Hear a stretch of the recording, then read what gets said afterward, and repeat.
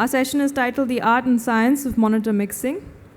This panel brings together experienced sound engineers and industry experts to explore the art and science of monitor mixing. It will explore the technical and artistic aspects of monitor mixing with strategies for working with artists and bands to create custom monitor mixes that meet their specific needs. Hi, good afternoon, everyone, and welcome to the panel of the Art and Science of Monitor Mixing. I'm just going to turn this. Yeah, now I can see all the esteemed panelists, and we have a fantastic panel here. And since the topic is Art and Science of Monitor Mixing, I thought we'll discuss a little bit of both, and we'll try to keep it not extremely technical. So the obvious question that we all often get as engineers is, what is the tool of your choice? And before people ask that question, I thought we'll just get it out of the way, right? Because we all use different brands of consoles, and it's been our preference for a while. I know Anupam is on a Digico, Piyush is on a Digico, Ashish bhai is on SXL, Hardik is on an SSL Live. So let's start with why and what made you go in that direction. For me, the tool that gets the job done fastest is the most important. I've been from an M7CL to SC48 to I use VI3000 for a very long time, mostly because of the high bus count. And nowadays I'm using a lot of, I used S6L also for a reasonably long period of time till I shifted to Digico because it's just quicker for me. That's pretty much it. And at that moment, you need to get things done really quickly.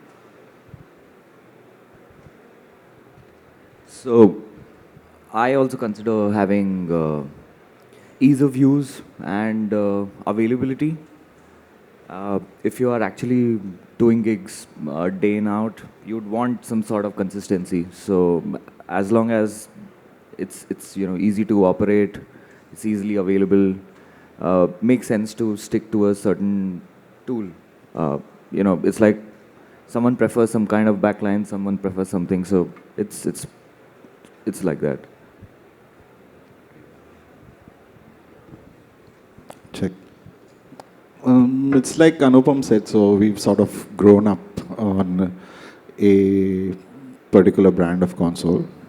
Earlier we were on the Yamahas, and then we switched to Avids before the Digicos came in. Fortunately, unfortunately, I sort of missed the Digico bus and stuck to Avid. Now that's a platform that I'm extremely comfortable with, and it's also good that the console also sounds great. So the band and all are not complaining about their in-ear mixes.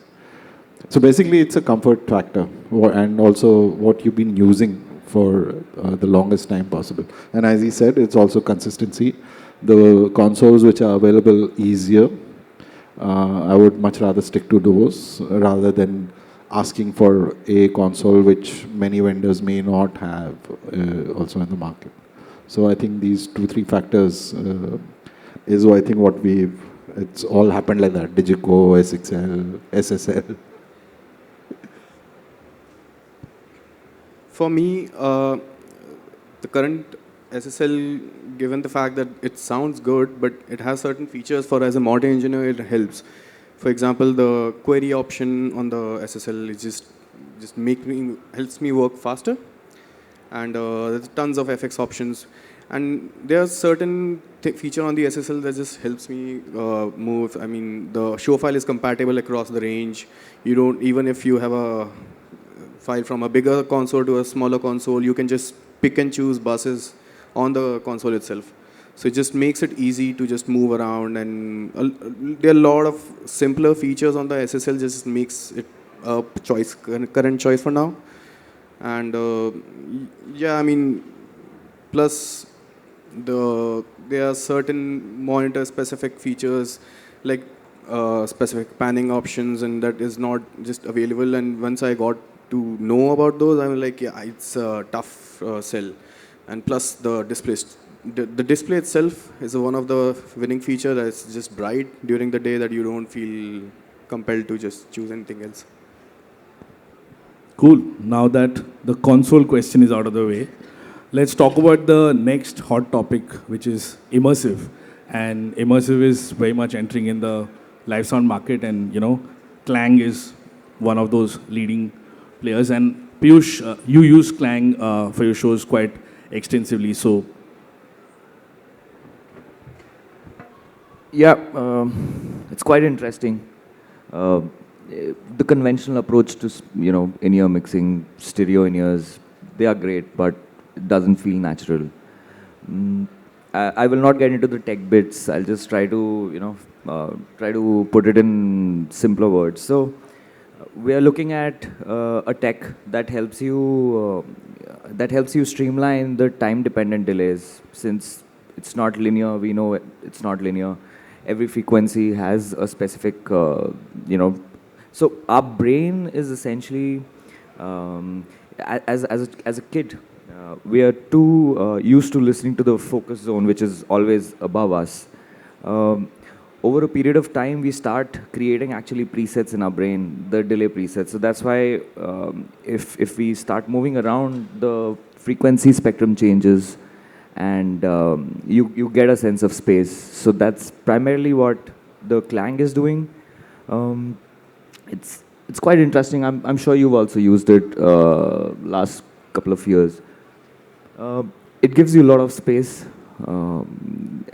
My main reason for using Clang is after the gig, my band is quite relaxed. They're not tired.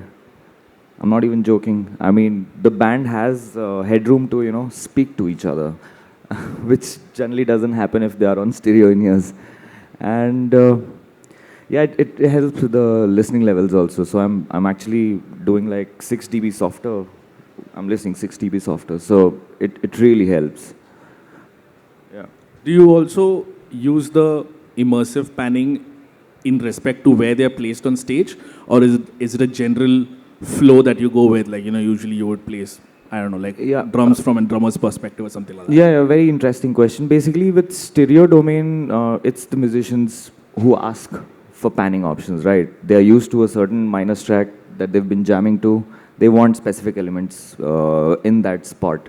But with Clang, communication becomes a very important aspect to actually educate your artist as to what's really happening and how a specific panning that you think would work out for them. So as long as the artist gives you that freedom, believes in you, giving them different pan options is quite easy with Clang. Otherwise, with stereo, you just have a 180-degree LR. So yeah, I do a lot of position-based panning.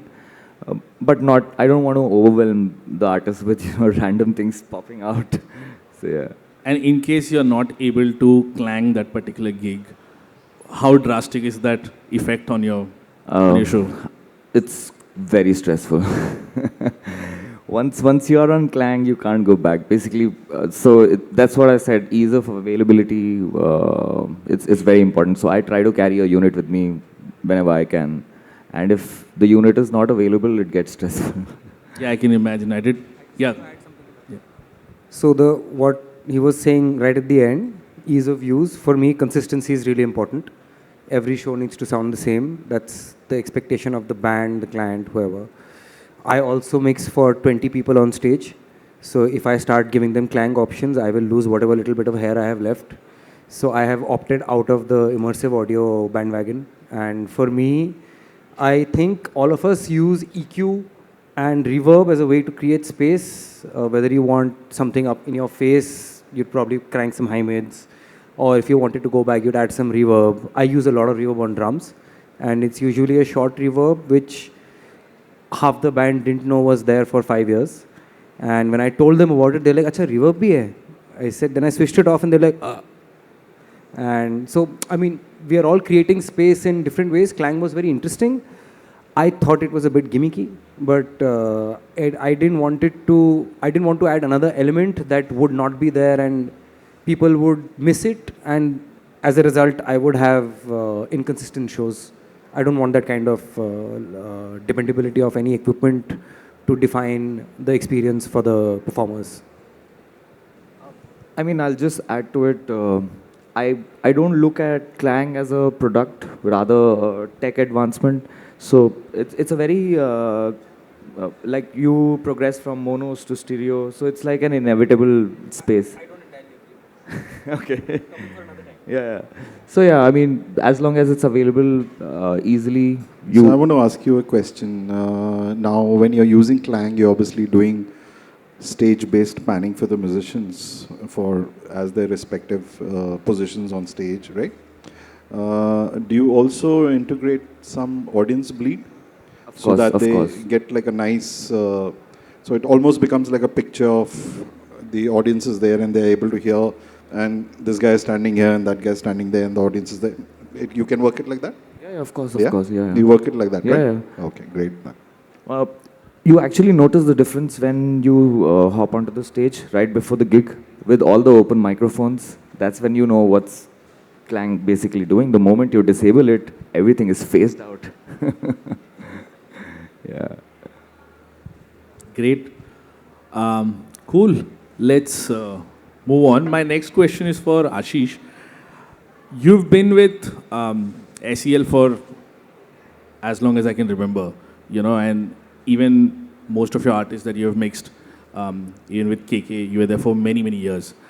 How important is it to have an equation with your artist? How does that affect your job on a daily basis? Because there are a lot of us who are thrown into a gig, like come fill in, and maybe I feel like maybe technically you might be stronger for whatever reason, but what role does that equation with your artist or your band play? See, communication is key, of course. And when I was mixing KK, it took a few years because the thing is sometimes we as engineers, we may be going through some problems, but we are not very good at expressing those problems. And the musicians always wondering, what the hell is he doing, man? And they don't understand that we may be going through some stress at the console.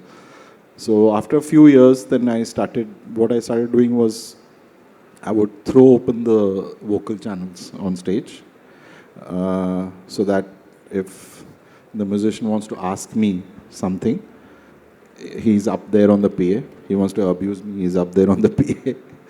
And he's like, and most of the times we just question like, what's going on, bro? So then you say, sorry, I'll explain to you what's going on. So at least communication has to be key. That is extremely important, And then from there, you build up rapport because you spend enough time with them and you explain. See, some of the things you have to explain to the musicians in a very non-technical manner. So, use phrases which are not very, small words. And you slowly build up rapport, and I think it happens over time, I suppose. It happens over time. You spend enough time with the guys, you all become friends, and then sooner or later, they start listening to you. Sometimes when you listen to them, you also start understanding. Initially he may have said something like, man, this something is too muddy, something is something, they keep saying something. But I think after 5-6 shows, you start understanding what that something he meant was, that I found the snare to be a little muddy at around 200 hertz. Can you pull that out of my in-ear feed? So that's something, when the rapport starts happening, you start understanding what those somethings are. Yeah. Anupam, would you like to add, because you've been with Pritam for as long as I can remember, and you have graduated through various roles in studio, in monitors, now you're mixing front of house. Again, like you have a brilliant equation with your artist, what weightage do you give that to your on a day-to-day task? You'll remember we had a small chat about this. I think monitor mix is less about what you're doing on the console and more about psychology management. Because I've also played on stage, so it's when you're on stage, your brain is not at 100%. So what the artist or the performer is trying to communicate to you, you have to kind of read between the lines beyond a point. Ashish, I'm sure you have faced this, like if they are saying that something is missing, you kind of decode what that something is. It gets to the point where, for example, drummers typically, once the show starts, they will want their click higher. And in the first 5 minutes, I just look at the drummer and he looks at me and I'm like, and he's like, yeah, okay, up. And just small things like that, you learn people's oddities. What do I actually mean when they're saying, ye fuck all hai. Sorry for the language, but I've heard that phrase often, and you have to either explain what that means, or as the monitor engineer, you have to start understanding what they mean. It can be anything from the room being bad to radio dropping out, whatever. So it is psychology management at the end of the day, and communication and understanding the language.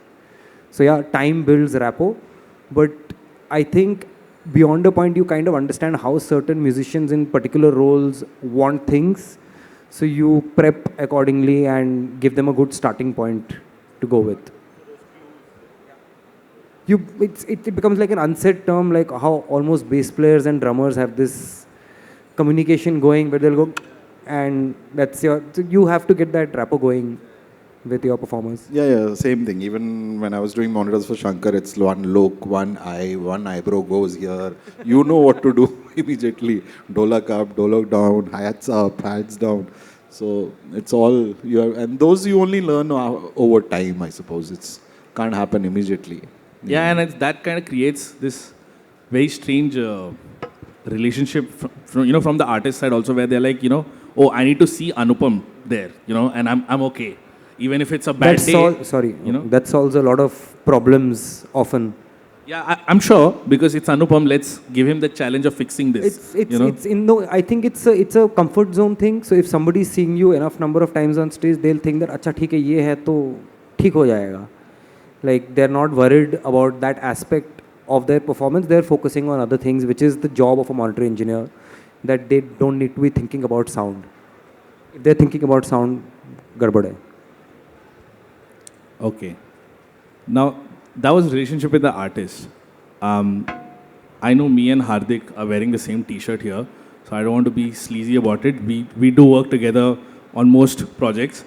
He is my monitor engineer. So, bringing that question to you, Hardik, how important do you think it is to have a relationship with the front of house engineer?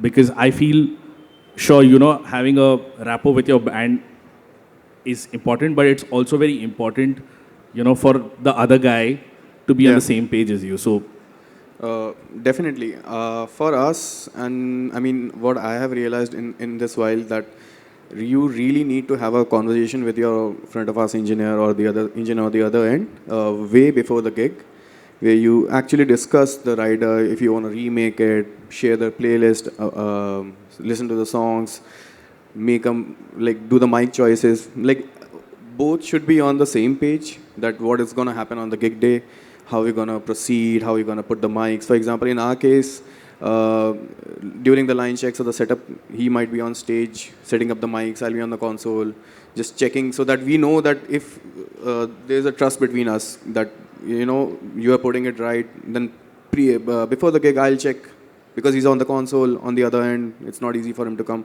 So I'll check for him, and because we discuss every aspect of the gigs. Like for example, even the gain structure, both our gain structures are so solid that we might even not use a gain sharing method of any sorts, and we'll be okay, because we know that, okay, this was hotter for us, was it hotter for you?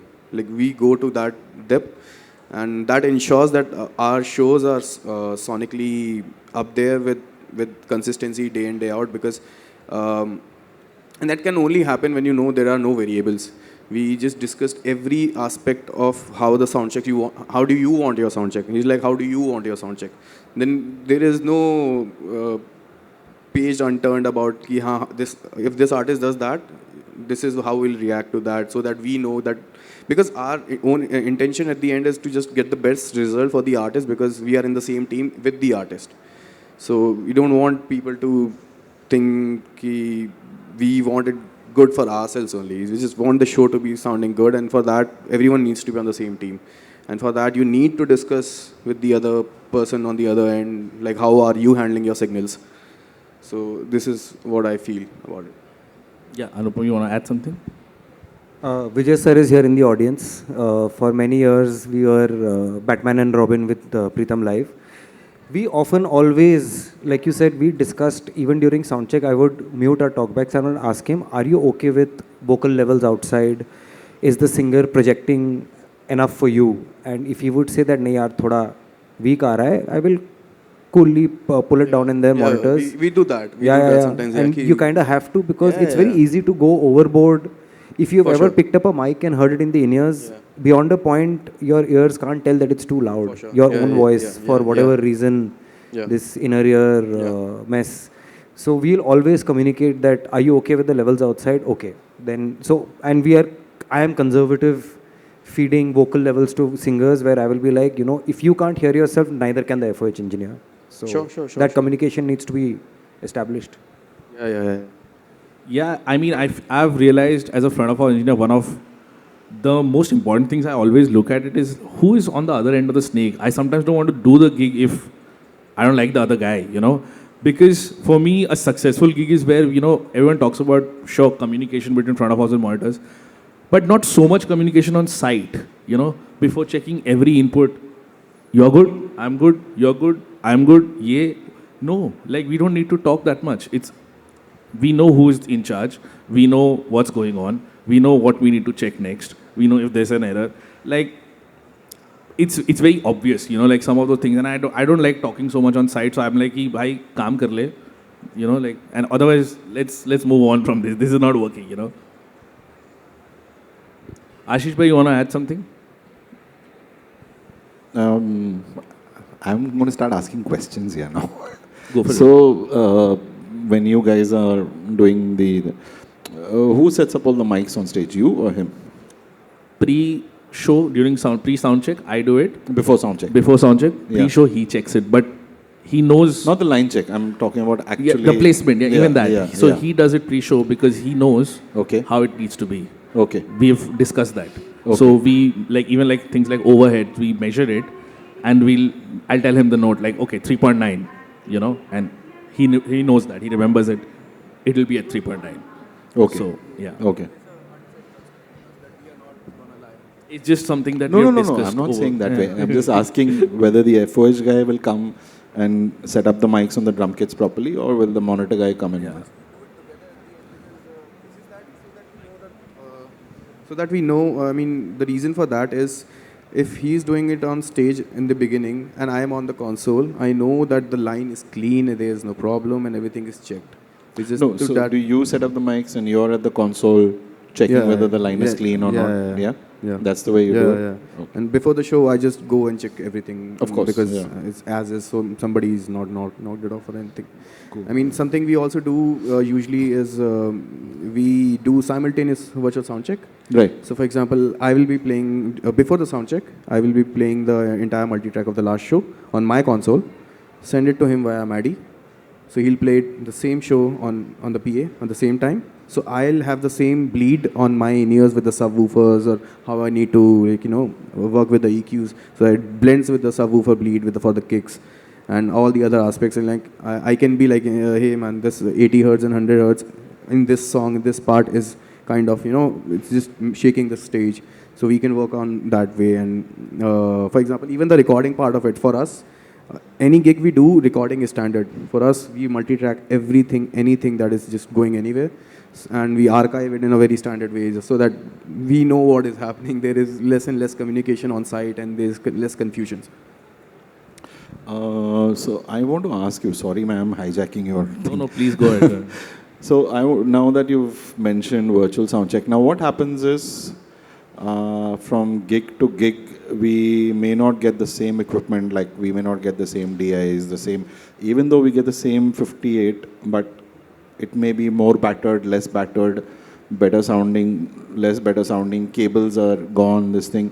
But you guys use virtual sound check, right? Before, to set everything up. So how are you getting past these variables where those DIs may not be proper? Today you may get a BSS, tomorrow you'll get a radial. This has -20, that is -15, So how do you get past that and still manage to do your proper virtual sound check? So the decisions we are taking in virtual soundcheck is nothing like, groundbreaking as such. So But we'll discuss something like, okay, you know what, this particular flown sub configuration is not working because it's affecting my monitor engineer. Because there are like I'll give you the example of Sid Shriram show because that's our primary gig that we do together. And coming back to the microphone also, why I cannot place the microphones before the show is we don't have a passage from FOH to stage. Like we don't like, the band doesn't like that, so you have to go all the way. So I can't do that. So things like that have enforced us that monitor position cannot change in our show. It has to be at downstage edge. There is no way it can go anywhere else. So things like that. But having that DI and microphone thing, we try to standardize the microphone as much as possible. So let's say if we get like an Earthworks DM20 on one show, I would like to use that mic, but I would try not to and use like maybe say an MCM 114, things like that if I can. But more or less, it's that level we are trying to hit. So even with a BSS, I know where my keyboard levels need to be, at a minus 20 dB FS or whatever. And as long as I'm in that ballpark, I'm okay with that kind of a little bit variance, where we'll be like, ki, oh, this is something different in the sound check, and we know that immediately, ki, Kenny ka keyboard sahi nahi aa raha hai, something like that. This is hot or whatever. And we'll tell him, bhai, niche kar, so it's that. Ashish, I also use virtual soundcheck a lot these days to the point where I'm not running tracks or something to check the PA. I face this problem that you're talking about where we had some variation in equipment, mics, whatever, positions, room. Typically, I keep it a little open where I'm not committing hardcore to EQ choices, but the basic flavor of the mix for FOH at least remains quite consistent.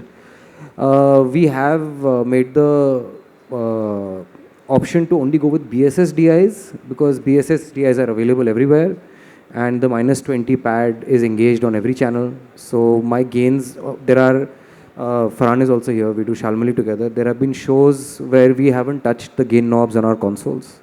And because everything was consistent, our radio was consistent, we try to sit with mic choices that are easily available.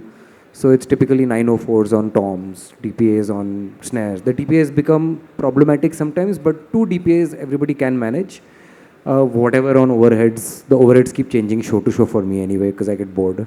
And it's reasonably consistent to the point where, and then we'll use gain structuring metering to zone in on further being consistent. So thoda karke you figure out ki, okay, if I'm in this ballpark, I'm there. It at least allows me to check, for example, how I use it is, I'll use, if we have back-to-back shows, I'll use previous night's show, which I remember how it sounds. So, sorry, this is not monitor mix, but it's also, but I'll pull it up on the PA and I can immediately tell that there is either something wrong with the system deployment or something is off because that's how that show sounded last night and it was fine. So, if you're not using virtual soundcheck, I highly recommend it.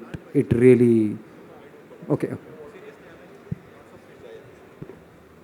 As a monitor engineer, another benefit of virtual soundcheck that I felt was we never actually get to hear how the drum subs and percussion subs are sounding during the show or like during the soundcheck because always like you can't like actually hear things. I really like your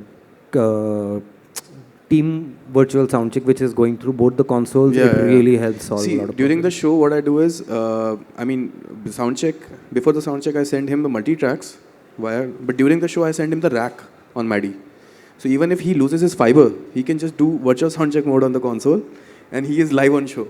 Given the gain structure is same, there is no change. So it's just a fallback for us.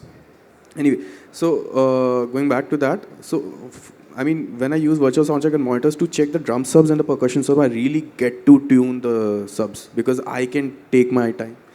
If the band is not here, I can take 20 minutes just on a sub note. And by that, I could actually see, okay, the sub was not sounding good. And we can have a conversation. We can put gates accordingly. I can take my time on gates. And the one thing that I learned with the virtual soundcheck was the sub timing affected how I EQ'd the kick because I was getting a lower thump later and the clickiness in the ears earlier. So I realized like how should I just shift the energy so that the clarity of the kick is there without clipping the signals if needed. Like, how sometimes people want more kick. And for the clicks, I use some different things on clicks because people use logic clicks, and logic click has a very high transient, and radio can't transmit high transients. So it's always you clipping the click so that it's heard. So that means it needs saturation. So I saturate my click just so that the transient shaping is done and I can just get away with lower clicks. And my overall LR for the monitor is just saved. Because whenever we go back to our hotels and listen to the recorded LR for the monitors, I record those also, then I can see, the click is too loud, but it's not audible that much. And that's the whole science behind it, that you need to just transient shape that click so that it's just thicker. That's why the wood blocks and those instrument-y clicks sounds better, and then you can keep the volumes low. The Cubase click is really good for this because it's a really annoying sound. It's got a note, but it's got a very saturated synth note. You need that. But so the logic click is just a square waveation, so that you just always not able to capture the feel of it. Cool. I think we should do some questions because we are a little running out of time. Not running out of time, but I would like to have some room for questions. So, questions? Vijuda had some question, but he went.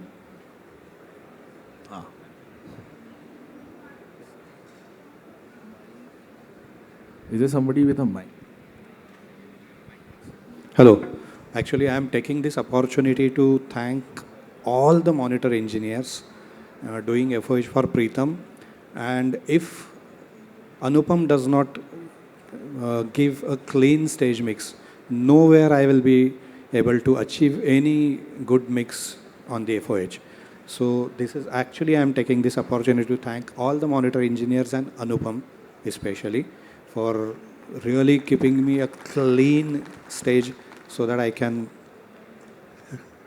So yeah, so that's the thing. Question to you guys is, do you guys, I know this question is not for Anupam, I know him so well. Do you, are you guys a little flexible when it comes to the gears you get? I mean, you're hell-bent on something that I want this, otherwise I will not perform, I mean, I will not mix, or you have some kind of flexibility so that I can use that for Anupam in future?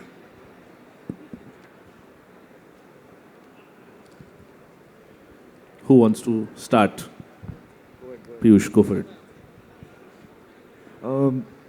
To streamline the mix, have consistent delivery, it kind of helps to stick to a certain surface.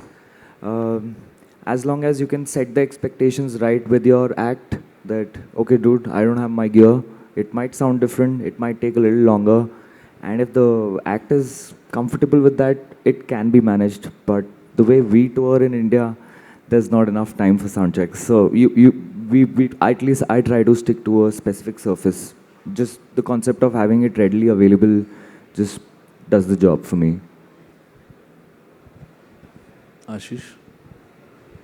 Unfortunately, I'm a big pushover, man.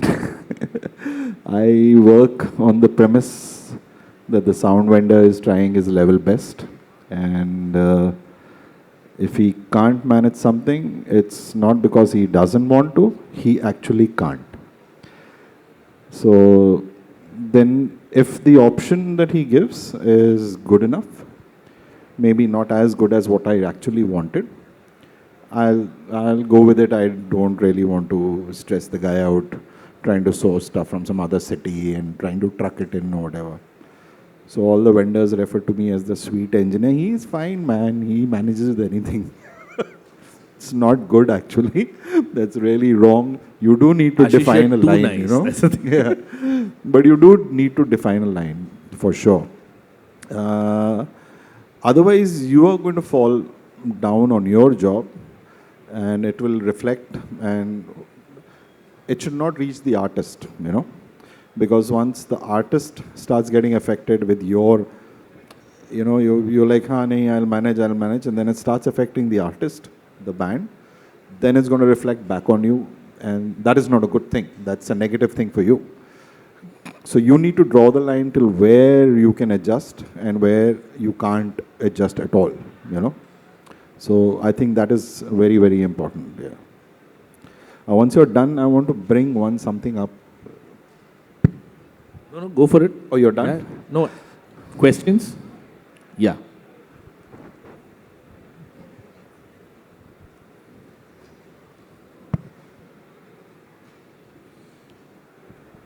Check. Yeah.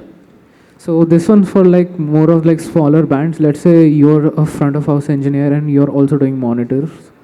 So let's say you just have like 10 to 15 minutes to do your monitors, because when you're just the FH engineer and you're also the monitor engineer, then most of it becomes your priority to do like FOH first, because like you're doing like audience ke liye. So now you have only 10 to 15 minutes. What is like your quick go-to setup, and how do you do your monitors so that you're solid in terms of monitors in like 10 to 15 minutes?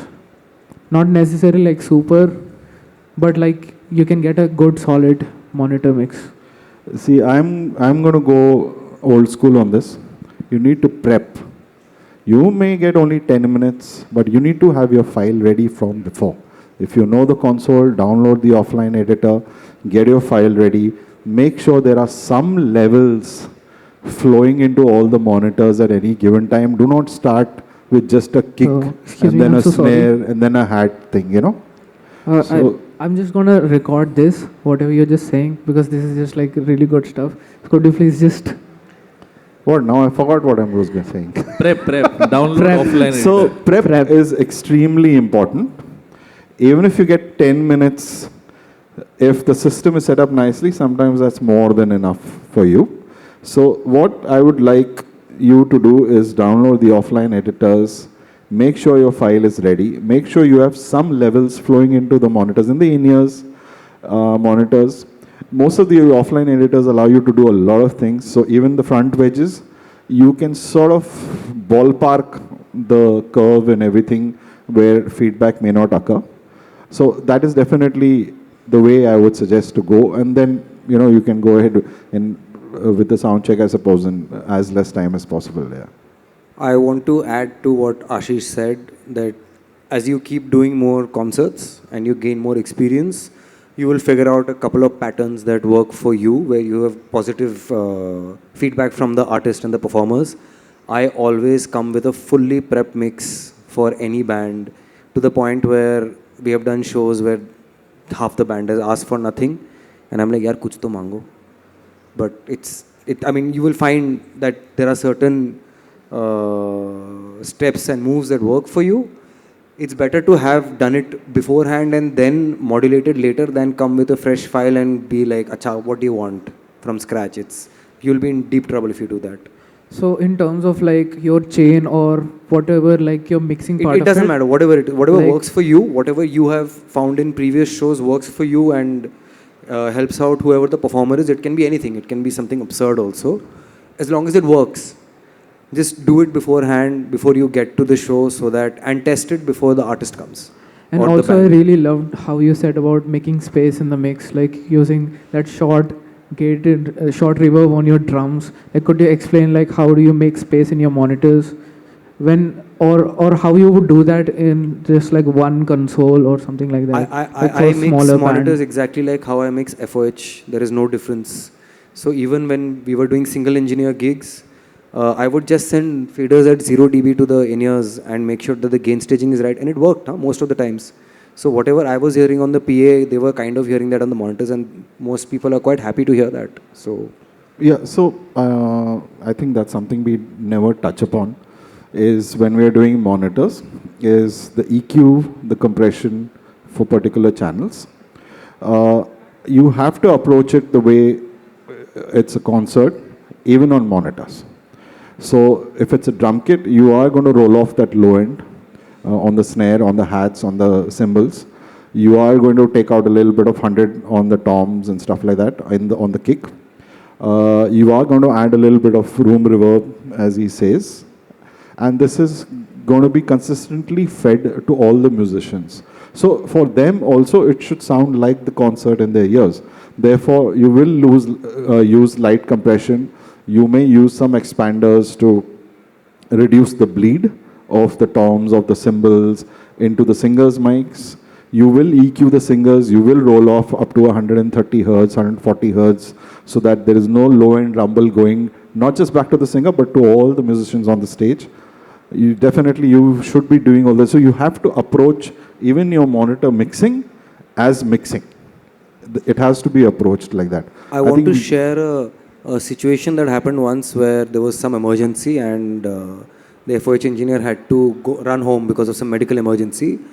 And I said, yeah, no problem. We moved the monitor console to FOH. I assigned 2 matrix outs, sent it, and we were good to go.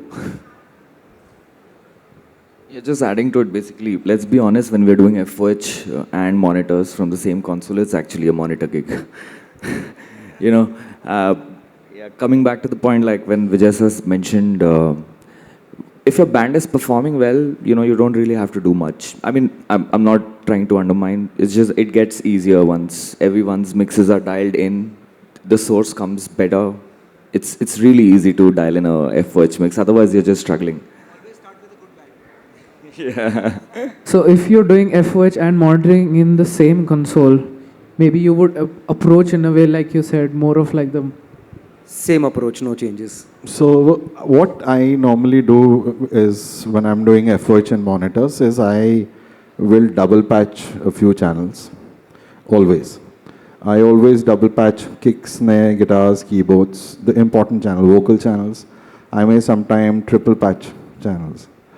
So one is for me on FOH, one is for the band, and the triple patch is sometimes for the singer or for the guitarist, because he may prefer a different EQ in his in-ears on his guitar.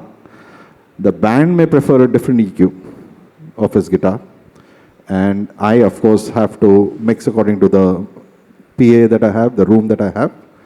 So if you're doing FOH and monitors from the same console, I strongly suggest that you double patch all your important channels. You can even double patch all the reverbs and everything that you want.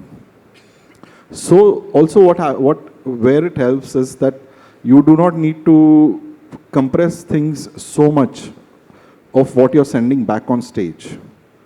But you may be compressing and processing things differently when you're mixing on FOH. So for you to have a cleaner signal going back on stage as opposed to a more rougher processed channel going on your front of house, that will also help the band in getting a much cleaner and a better sound and a more cohesive sound. Less comb filtering, less phase problems, I think. I mean, for me, when I'm doing a FOH monitor gig, I save time and effort by assigning the input EQs just for the monitor use, mainly, like doing a bit of it just for the mindset that they are happy with the tone, and using the group EQs for my PA users. So that just helps me get away with, like, ye mera hai, this is yours. Like, they don't know that this is happening, because for me, if I start double patching one, then there is no, like, you can't just pick and choose what you want to and when you want to, and then I have to find which I'm sending, what if I'm sending in the wrong channel. So and if you want to just start fast, just send everything, every input channel to a certain low level, and given their instrument just a bit up, it'll just, obviously that's a starting point, than having nothing and just asking what do you want, so that you can just dial around that. But like, use groups and things, and use more groups, right? If you want to just use kick, then use a kick group, so that you can just dial the kick very differently from what it is on the in-ears.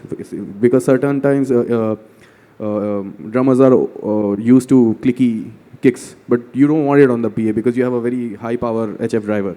So you can just use that on the final kick summing, and plus the compression. I mean, I would like to avoid compression on the monitoring stage as much as I can if I want to, but on the PA, let's be okay with it. Why not? I used to use this group trick with one of the acts where the guitar player and I disagreed on how the guitar should... I mean, he liked how it sounded on the PA, but he's like, yeah, it's not working for me in the in-ears. So I would send him EQ the guitars to his taste for the channel send, and on the group I did whatever I wanted. Cool. Next question. Joyjeet has a question. So it's a very general norm, because most of you guys also do FOH as well, or FOH and monitors together. So it's a very, very general practice that the FOH engineer would have a choice or the most amount of say on what the PA is. Of course, it's one thing that the monitor engineer wants, say, less bleed, lowest bleed on stage. But how often, as monitor engineers, do you guys weigh in on having full spectrum directivity on the PA, and you talk to your FOH engineers on those choices of having, full spectrum directivity just to get less bleed, full spectrum bleed on stage? Because now we have all these brands offering, everything from VGT, KSL, XSL, CCL, L2 to, we've got full spectrum directivity from most of the brands. So how often do you weigh in on that and make that as a choice, or, as a monitor engineer, not as FOH? On reverse, every show. Benny is there taking my essay. "Hey, man, my platform is shaking. What are you doing?" So sometimes it gets a little dirty, but I may phase reverse the subs just to see if it works for him. Now I'm mixing only for him, not for the audience. He doesn't care. क्या करेगा अभी? You have to keep your monitor engineer happy, no? I mean, for us, we kind of plan how we're gonna fly the PA, because the last gig I had the line array right above my head.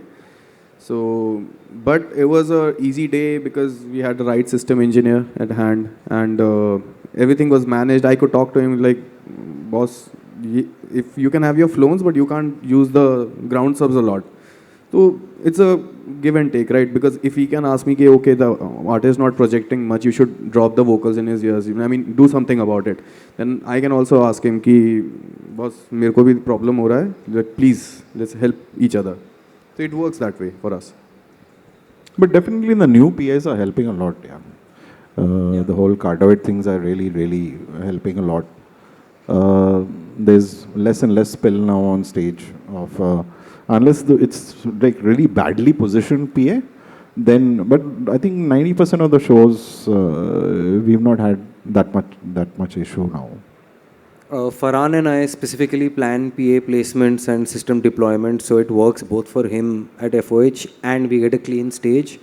Because for Shalmali, there are no speakers on stage. Everybody, including the dancers, are on in-ears, and we want as clean a sound from her vocal mic as possible. So we don't want subs on stage. If the PA can be positioned in a particular way, while you know about my center fill top deployment. So if even that we have to fine tune. So there is no spill on the mic, but we get maximum coverage. So yes, there is a lot of system planning between the two engineers to ensure that it's efficient everywhere. Cool. We had a question at the back. Yeah, go for it. Mike.